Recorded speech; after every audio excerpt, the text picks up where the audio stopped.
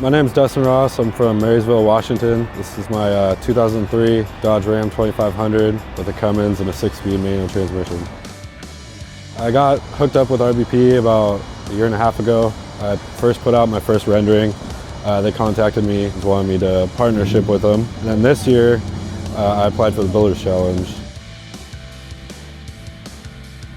I love the RBP products. I mean, the grill. It's an older truck, 2003, so not a lot of people make like a nice grill for it. So that was a plus. Plus, I love the polished wheels. I have 26x16 atomic forged. Been to SEMA 3 years in a row now. This is my first SEMA build.